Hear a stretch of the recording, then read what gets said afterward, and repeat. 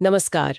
आज हम एक ऐसी किताब के पन्नों में उतर रहे हैं जो 100 साल से भी ज्यादा पुरानी है, लेकिन आप मानेंगी नहीं, इसकी बातें आज भी उतनी ही ताज़ा और ज़रूरी लगती हैं। विलियम जॉर्ज जॉर्डन की 1898 की किताब द मैजेस्टी ऑफ कामनेस, मतलब शांति की महिमा। इस किताब में ना जीवन की जो हमारी व्यक्तिगत चुनौतियां हैं और जो संभावनाएं हैं, उन पर बात की गई है। जैसे शांति, फिर ये जो जल्दबाजी का शोर है, हमारा दूसरों पर कैसा असर पड़ता है, खुद पर भरोसा रखना, नाकामयाबी से सीखना, और हाँ, आखिर में खुशी। खुशी का मतलब क्या है? तो हमारा मकसद है कि जॉर्डन के इन गहरे विचारों से वो ज़रूरी सबक निकालें जो आज की भाग-दौड़ भरी जिंदगी में हमारे काम आ सकें। स्रोत के तौर पर हमारे पास किताब के कुछ खास हिस्से हैं और साथ में एक शांत पहाड़ी तस्वीर है जो उस सुकून का एहसास कराती है जिसकी बात ये किताब करती है। तो चलिए शुरू करते हैं इस खोज को। जॉर्डन शुरुआत करते हैं एक ऐसी चीज से जो उनके मुताबिक मतलब इंसान के पास सबसे कम है, शांति, कामनेस। वो कहते हैं ये सिर्फ चुप रहना या किस्मत के आगे हार मान लेना नहीं है। बिल्कुल नहीं। ये तो एक मजबूत शख्सियत का संतुलन है जो अपने उसूलों के साथ, अपने आदर्शों के साथ एक तालमेल बनाकर चलता है। हाँ, एक हार्मनी में। हाँ, ये एक ऐसी ताकत है जो अंदर से आती है और हमें किसी भी मुश्किल का सामना करने के लिए तैयार रखती है। सोचिए जैसे समंदर, ऊपर से कितना भी तूफानी हो, पर गहराई में हमेशा शांति रहती है। बिल्कुल। और ये शांति देखिए किसी बाहरी चीज पर निर्भर नहीं करती। ये पूरी तरह से आत्मनियंत्रण, मतलब सेल्फ कंट्रोल का नतीजा है। अच्छा। जॉर्डन इसे आत्मनिर्भरता, सेल्फ रिलायंस, उससे भी जोड़ते हैं। हाँ। जो इंसान शांत है, उसे पता होता है कि उसे जीवन में कहाँ जाना है। उसकी जिंदगी की नाव की पतवार वो उसी के हाथ में होती है। वो जीवन के उतार चढ़ाव और मुश्किलों के लिए तैयार रहता है, ये जानते हुए कि भाई ठंडे दिमाग और शांत मन से ही बात बनेगी। सही। वो हर दिन अपनी पूरी काबिलियत से काम करता है और जो भी नतीजा आए, चाहे जो भी हो, हाँ, उसे शांति से स्वीकार करता है। वाकई ये सोचना कि छोटी मोटी चिंताओं से लेकर बड़ी तकलीफों तक, यहाँ तक कि जब कोई हमारी बुराई करे या हमसे नफरत करे, तब भी शांत रहना कितना जरूरी है। ये बहुत जरूरी है। जॉर्डन ने खूबसूरत मिसाल देते हैं बगुले की, जो बाज का सामना भी शांति से करता है। हाँ। बदला लेना या पलटकर जवाब देना, ये शांत इंसान के स्वभाव से बिल्कुल मेल नहीं खाता। नहीं, उसके स्तर से नीचे है ये। हाँ। वो तो बस अपनी शांति का कवच पहनकर अपने रास्ते पे चलता रहता है। जी। और ये शांति सिर्फ रोजमर्रा की परेशानियों के लिए ही कवच नहीं है जी, बल्कि जिंदगी की बड़ी त्रासदियों, जैसे किसी अपने को खो देना, या कभी लगता है ना कि बुरे लोग कामयाब हो रहे हैं। हाँ, होता है ऐसा। ऐसी स्थितियों में भी ये हमारे अंदर एक महफूज पनागा, एक ताकत का स्रोत बन जाती है। जी। जॉर्डन इसे किसी व्यक्ति के चरित्र का, समझिए, सबसे ऊंचा शिखर मानते हैं, जहां सारे अच्छे गुण आकर मिलते हैं। शांति की बात तो हुई, पर इसका सबसे बड़ा दुश्मन कौन है? जॉर्डन कहते हैं जल्दबाजी। हरी। और कमाल की बात यह है कि वो इसे अमेरिका का अभिशाप, स्कर्ज ऑफ अमेरिका, 1898 में कह रहे थे। 1898 में? सोचिए जरा। आज के जमाने में तो ये बात कितनी ज्यादा सच लगती है। बिल्कुल। वो याद दिलाते हैं कि कुदरत, देखिए, कभी जल्दबाजी नहीं करती। सृष्टि की कहानी में भी काम के बाद आराम का जिक्र है। हाँ। जल्दबाजी में असल में प्लानिंग की कमी होती है और हम गलती से भागदौड़ को ही तरक्की समझ बैठते हैं। और यहाँ एक बहुत दिलचस्प फर्क जॉर्डन बताते हैं, जल्दबाजी और तेजी के बीच। हाँ, ये जरूरी है। तेजी का मतलब है एक तय लक्ष्य और तरीके से काम करना, फुर्ती से, लेकिन बिना हड़बड़ी के। सही, एक दिशा होती है उसमें। हाँ, जबकि जल्दबाजी में अक्सर भ्रम होता है, दिशाहीनता होती है और धीमी प्रगति के प्रति एक बेचैनी सी रहती है। अधीरता, इम्पेशेंस। हाँ, अधीरता। जॉर्डन कहते हैं कि जल्दबाजी हमसे हर चीज की कीमत वसूलती है। हम पैसे के लिए सेहत कुर्बान कर देते हैं, घर, परिवार, खुशी, यहाँ तक कि इज्जत भी। कई लोग भविष्य की किसी काल्पनिक खुशी के लिए आज की छोटी छोटी खुशियों को नजरअंदाज कर देते हैं। बिल्कुल। वो भविष्य के लिए जीते हैं, वर्तमान को खो देते हैं। उन्होंने उस वक्त की शिक्षा प्रणाली पर भी सवाल उठाया था। उनका मानना था कि वो बच्चों को सिर्फ तथ्य रटना सिखा रही थी। अच्छा। हाँ, बजाय ये सिखाने के कि अपनी इंद्रियों का इस्तेमाल कैसे करें, सोचे कैसे। ये जल्दबाजी वाली शिक्षा, वो कहते थे, सेहत खराब करती थी और बच्चों को जिंदगी की असल चुनौतियों के लिए तैयार नहीं कर पाती थी। बस दिमाग में बिना समझे जानकारी ठूस दी जाती थी जो किसी काम की नहीं थी। ये जल्दबाजी हमारी शांति, हमारी गरिमा, हमारे सलीके सबको खत्म कर देती है। ये बदहजमी और नर्वस ब्रेकडाउन जैसी चीजों की जड़ है। जॉर्डन की एक लाइन है जो चुभती है, क्विक लंचेस, जल्दी जल्दी खाना निपटाना। हाँ, वो कहते हैं ये हजारों कब्रों पर लिखा जा सकता है। सोचिए, ये दिखाता है कि कैसे हमने अपनी सेहत को रफ्तार की वेदी पर कुर्बान कर दिया है। तो फिर रास्ता क्या है, समाधान क्या है? जॉर्डन का सुझाव है धीमी स्थिर प्रगति को स्वीकार करना। जैसे एक ओक का पेड़ धीरे धीरे मजबूत होता है, मशरूम की तरह रातों रात नहीं उगता। बिल्कुल, धैर्य रखना और नतीजे से ज्यादा प्रक्रिया पर ध्यान देना। हाँ, प्रोसेस पर। ये फिर उसी शांति और हर पल अपना सर्वश्रेष्ठ करने के विचार से जुड़ जाता है। हाँ, भले ही देरी हो या मुश्किलें आए, हमें जिंदगी में इस भागम भाग की जगह शांति और स्थिरता को लाना होगा, कुदरत की तरह जो बिना हड़बड़ी के अपना काम करती रहती है। शांति और जल्दबाजी के इस द्वंद्व के बाद जॉर्डन एक और बहुत अहम पहलू पर रोशनी डालते हैं, हमारा व्यक्तिगत प्रभाव, पर्सनल इन्फ्लुएंस। खास तौर पर वो असर जो हम अनजाने में दूसरों पर डालते हैं। हाँ, जो अनकॉन्शियस होता है। बिल्कुल, ये हमारे व्यक्तित्व की एक खामोश महीन सी खुशबू या बदबू की तरह है, जो ये बताती है कि हम असल में क्या हैं, न कि वो जो हम दिखाने की कोशिश करते हैं। सही कहा। ये गर्मी या रोशनी जैसी अनदेखी ताकतों की तरह है, जिनका पता हमें उनके असर से ही चलता है। और इसके लिए वो कितने सटीक उदाहरण देते हैं। हाँ, बहुत अच्छे। कुछ लोग कमरे में आते हैं तो लगता है जैसे धूप खिल गई हो, उम्मीद भर देते हैं। वहीं कुछ लोग मायूसी और शक फैलाते हैं। बिल्कुल, कुछ लोग बर्फ के पहाड़ों जैसे ठंडे और पहुंच से बाहर लगते, आइसबर्ग्स जैसे। हाँ, तो कुछ गल्फ स्ट्रीम की गर्म धारा की तरह गर्मजोशी और जिंदगी ले आते हैं। कुछ मलेरिया वाले दलदल की तरह जहरीले हो सकते हैं, तो कुछ समंदर की हवा की तरह ताजगी देने वाले। और इसमें सबसे आकर्षक बात यह है कि ये प्रभाव हमारी असलियत का आईना है। हाँ, कोई कितना भी बनावटीपन ओढ़ ले, जैसे जबरदस्ती की मुस्कान या नकली गर्मजोशी, पकड़ में आ जाती है। हाँ, वो ज्यादा देर टिकता नहीं। खासकर आंखों से सच्चाई झलक ही जाती है। क्योंकि हम इस प्रभाव से बच नहीं सकते, तो ये हमारी जिम्मेदारी बन जाती है कि हम अपने अंदर अच्छे गुणों को जगाएं और उन्हें फैलाएं। जैसे मिठास, शांति, भरोसा, दरियादिली, सच्चाई, इंसाफ, वफादारी, बड़प्पन, ये गुण अपने आप बाहर झलकेंगे। प्रभाव की ये कड़ी कितनी दूर तक जा सकती है, इसका एक कमाल का उदाहरण उन्होंने दिया है। कौन सा? गॉडविन की किताब ने माल्थस को सोचने पे मजबूर किया। माल्थस की किताब पढ़कर डार्विन को प्रेरणा मिली और उससे ओरिजिन ऑफ स्पीशीज जैसी दुनिया बदलने वाली किताब सामने आई। वाह, मतलब एक विचार से दूसरा। हाँ, इससे पता चलता है कि एक आम इंसान का जीवन, उसका अनकहा प्रभाव भी कितना महत्वपूर्ण हो सकता है। इसके साथ ही हमें ये भी सीखना होगा कि दूसरों के नकारात्मक प्रभाव से खुद को कैसे बचाएं। ये भी जरूरी है। या तो ऐसे लोगों या माहौल से दूरी बनाकर, या फिर अपने अंदर एक तरह का नैतिक कुनैन, मॉरल क्विनाइन विकसित करके, मतलब एक आंतरिक प्रतिरोधक क्षमता बनाकर। और अगर हम दूसरों पर सकारात्मक असर डालना चाहते हैं, तो हमें पहले उन उसूलों पर खुद चलना होगा जिन पर हम यकीन करते हैं। जैसे एक चुंबक लोहे को अपनी तरफ खींचने से पहले उसे चुंबकत्व देता है, सही। वैसे ही माँ बाप को बच्चों को सिखाने से पहले खुद सच्चाई और विनम्रता का उदाहरण बनना होगा। हमारा लक्ष्य सिर्फ एक प्रभाव छोड़ना नहीं होना चाहिए, बल्कि एक प्रेरणा बनना, दूसरों के लिए ताकत का स्तंभ बनना होना चाहिए। ये प्रभाव की शक्ति और अंदरूनी गुणों की बात हमें जॉर्डन के एक और केंद्रीय विचार की ओर ले जाती है, आत्मनिर्भरता, सेल्फ रिलायंस। हाँ, बहुत महत्वपूर्ण। ये सिर्फ ये सोचना नहीं है कि मैं कर सकती हूँ, आत्मविश्वास, बल्कि असल में उसे करके दिखाना है, एक्शन। हाँ, जॉर्डन कहते हैं कि जिंदगी एक व्यक्तिगत समस्या है जिसे हर किसी को खुद ही हल करना पड़ता है। सही बात है। प्रकृति किसी और को आपकी जगह वोट डालने नहीं देती। प्रॉक्सी वोट नहीं चलता। नहीं, हमें अपनी मांसपेशियां खुद बनानी पड़ती हैं, दवा खुद खानी पड़ती है और अपनी रूहानी तरक्की के लिए कोशिश भी खुद ही करनी पड़ती है। कोई और ये हमारे लिए नहीं कर सकता। जो इंसान आत्मनिर्भर है, वो अपनी कमजोरियों का कारण बाहर नहीं, अपने अंदर ढूंढता है। अच्छा। और बाहरी मुश्किलों से लड़ने की ताकत भी वो अपने भीतर ही तलाशता है। वो हार को अंत नहीं मानता, बल्कि एक सुरंग की तरह देखता है जिससे गुजरकर फिर रोशनी में निकलना है। दुनिया के महान लोगों ने बड़ी बड़ी बाधाओं, बीमारियों, दुख, दर्द, इन सब से लड़कर ही महानता हासिल की है।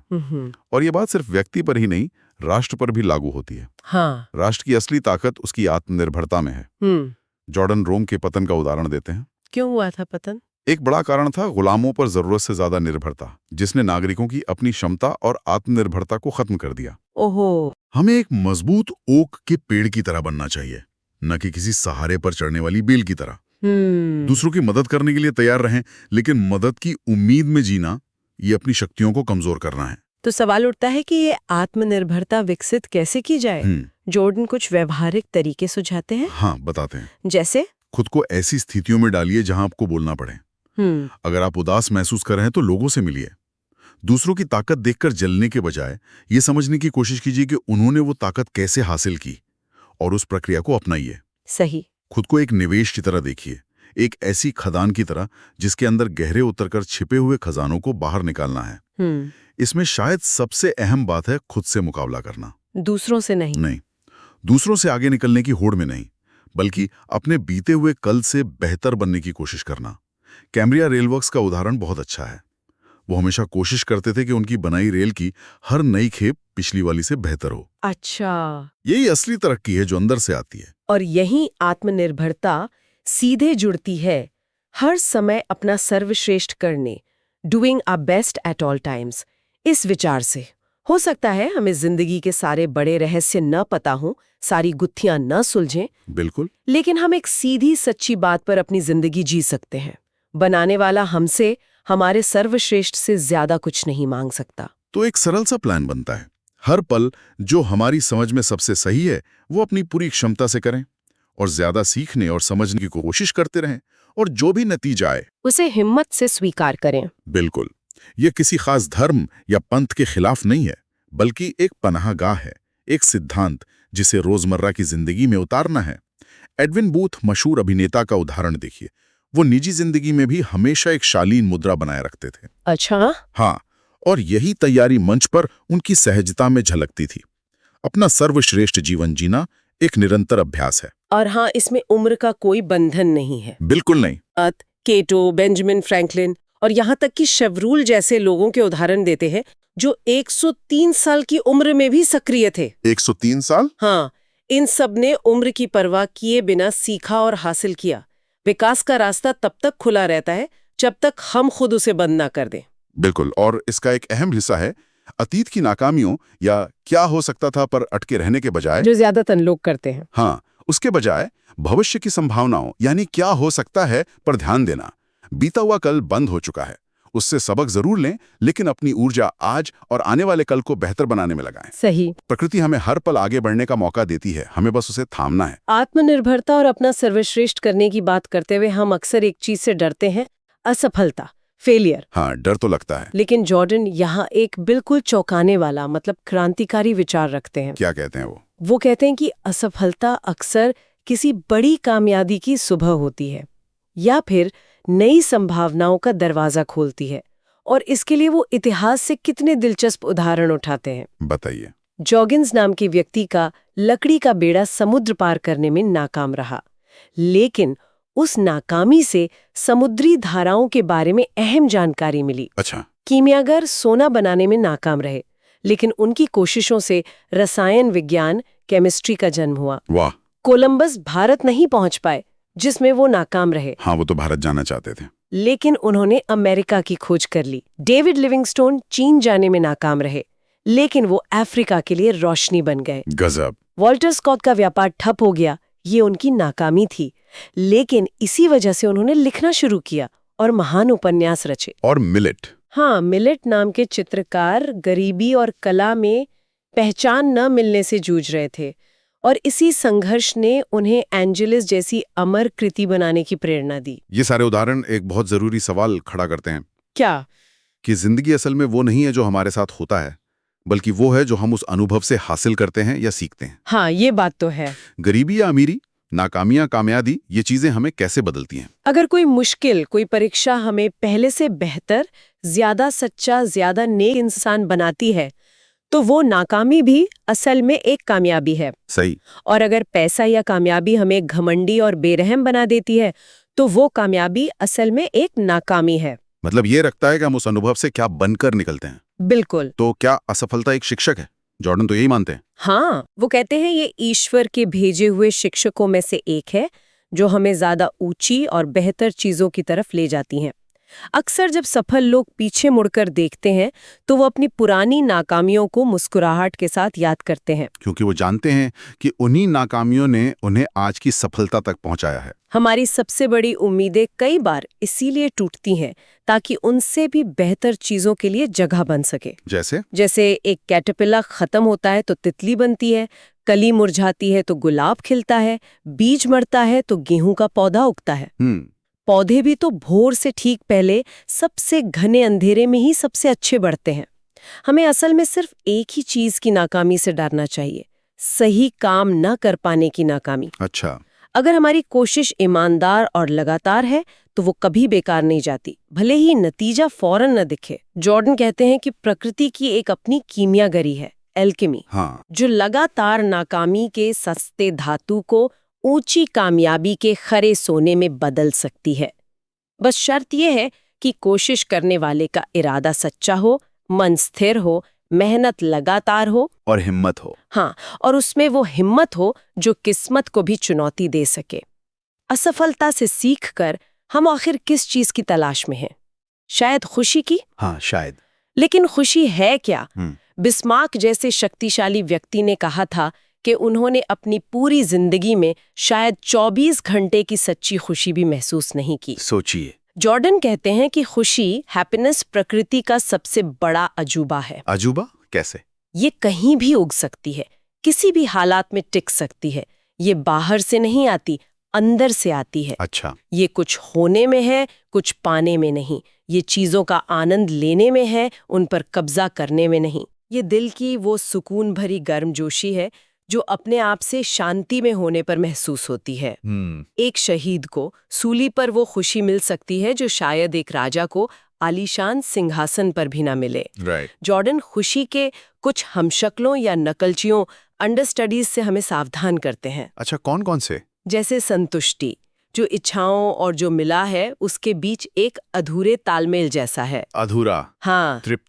तृप्ति, जब इच्छा पूरी तरह मिल जाए लेकिन ये पल भर की होती है, क्षणिक। फिर संतोष, जो अक्सर एक तरह की दबी हुई निराशा होती है, जहां इंसान आगे बढ़ना छोड़ देता है, प्रगति रुक जाती है। हाँ, और सुख, जो सिर्फ थोड़े समय के लिए होता है और कभी-कभी ज़मीर के खिलाफ जाकर भी मिल सकता है। ये सब सच्ची खुशी नहीं है। और सच्ची खुशी को सीधे सीधे जिंदगी का मकसद बनाकर हासिल नहीं किया जा सकता। नहीं। ये अपनी परछाई पकड़ने जैसा है। आप जितना पीछे भागेंगे वो उतना ही दूर भागेगी। तो फिर इसे पाने के लिए हमें इससे भी ऊंची चीजों को अपना लक्ष्य बनाना होगा, जैसे दूसरों की मदद करना, कोई नेक काम करना, किसी बड़े मकसद के लिए जीना। इसे खरीदा नहीं जा सकता। ये तो सच्चे सार्थक जीवन का एक स्वाभाविक नतीजा है जो अपने आप मिलता है। ये शांत और स्थिर होती है और इसकी नींव हमेशा अपने से बाहर किसी चीज के लिए गहरे प्रेम में होती है।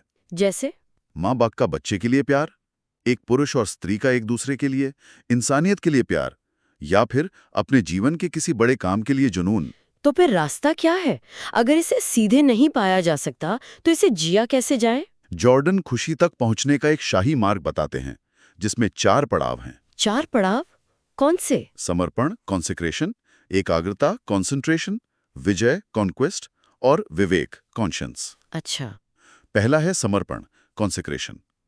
अपने जीवन को किसी ऊंचे लक्ष्य के लिए समर्पित करना, दूसरों की सेवा, कोई नेक मिशन, कोई निस्वार्थ आदर्श। दूसरा है एकाग्रता, कॉन्सेंट्रेशन। अपनी जिंदगी को सरल और गहरा बनाना, फालतू की चीजों और चिंताओं से ध्यान हटाना।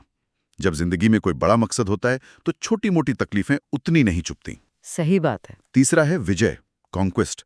अपनी बुरी आदतों पर काबू पाना, विरोध और हमलों का सामना करना, शक और निराशा को हराना, प्रलोभनों से ऊपर उठना, यानी खुद पर विजय। हाँ, खुद पर। और चौथा, सबसे अहम, विवेक, कॉन्शियंस। अपनी अंतरात्मा की आवाज को हर काम में अपना मार्गदर्शक बनाना। जब इंसान अकेले में अपने ज़मीर की कसौटी पर खरा उतरता है तब वो सच्ची खुशी को महसूस करना शुरू करता है। और अंत में जॉर्डन एक बहुत गहरी बात कहते हैं। क्या? दुख जो है वो पाने की भूख है, खुशी जो है वो देने की भूख है। वाह, पाने की भूख और देने की भूख। हाँ, सच्ची खुशी में अक्सर बीते हुए दुख का हल्का सा रंग होता है, दर्द से मिली नरमी होती है और नुकसान से मिला वो सबक होता है जो हमारे अपने दुख को दूसरों के लिए प्यार और हमदर्दी में बदल देता है। जॉर्डन का सुझाव है कि अगर कोई सिर्फ एक दिन के लिए तय कर ले कि वो खुशी देगा, सिर्फ एक दिन। हाँ, सिर्फ एक दिन के लिए दूसरों की जिंदगी में थोड़ी सी रोशनी लाएगा, उनकी मदद करेगा, तो उसे शायद उसी दिन पता चल जाएगा कि सच्ची खुशी असल में होती क्या है। रोजमर्रा की जिंदगी में लगातार दिखाई गई दयालुता और प्रेम के छोटे छोटे काम कभी-कभी बड़ी-बड़ी हीरो वाली कहानियों से भी ज्यादा मायने रखते हैं। तो विलियम जॉर्ज जॉर्डन की एक सदी से भी पुरानी इस किताब से हमने आज कुछ ऐसे विचार समझे जो समय के साथ धुंधले नहीं पड़े हैं। अंदरूनी शांति की ताकत, जल्दबाजी के नुकसान, हमारे अनकहे प्रभाव की शक्ति, असफलता को एक नए नजरिए से देखना। हाँ, और सच्ची खुशी जो पाने में नहीं बल्कि एक मकसद के साथ जीने और देने में है। इन उसूलों की गहराई आज भी हमें सोचने पर मजबूर करती है।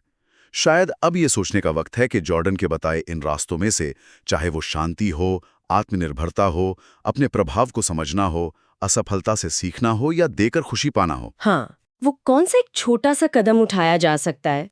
इस सफर में हमारे साथ चलने के लिए धन्यवाद।